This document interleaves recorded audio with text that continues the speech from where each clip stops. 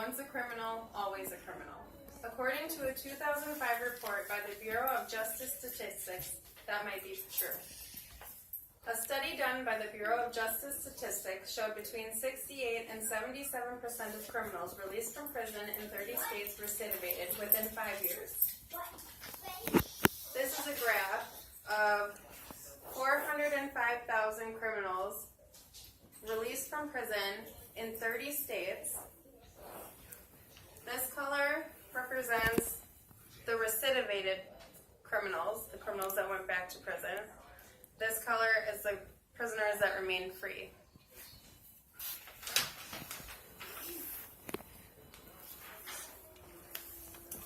I just said recidivated. What does that mean? Recidivism is when a person commits a crime after previously getting in trouble for committing a crime.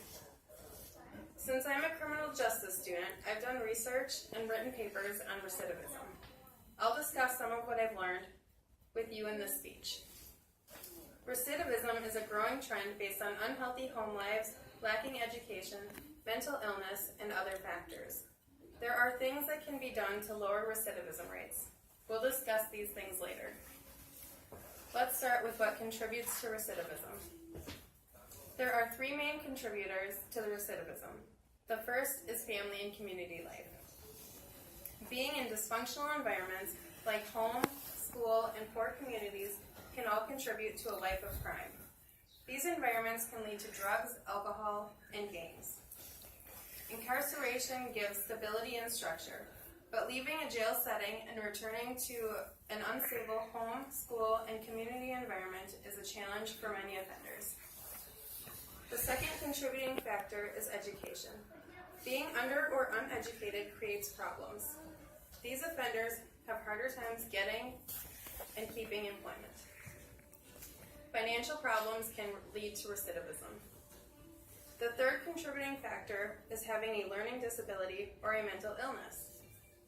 According to author A. Koo, schools and families usually reprimand behavior instead of considering a learning disability and trying to correct it.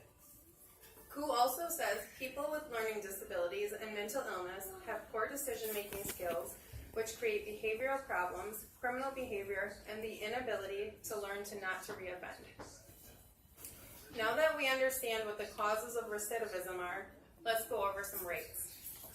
Rates of recidivism are high amongst juveniles, learning disabled people, and the mentally ill. According to an article in the American Journal of Public Health, 40 to 70% of juveniles recidivate a year or less after their release. African American males have the highest recidivism rate among juveniles. Also, up to half of the adult prison population has a learning disability. Koo states 20% of high school graduates with learning disabilities are arrested 2 years after graduation.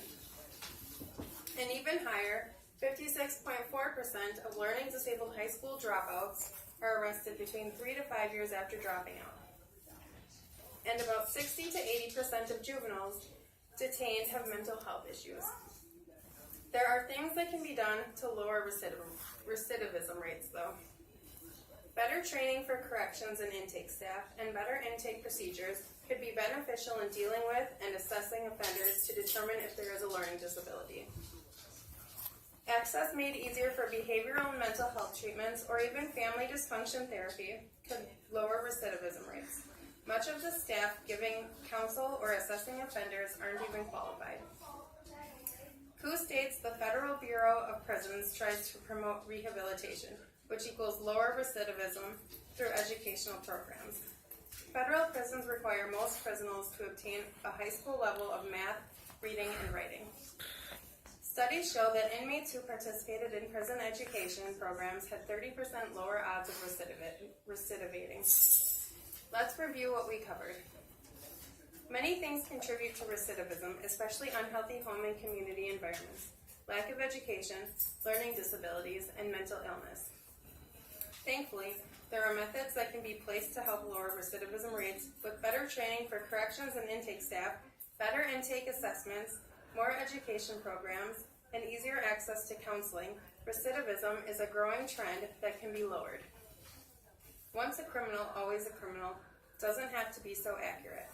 With proper programs in place to help in the community before arrest and after release, that saying won't be very accurate at all anymore.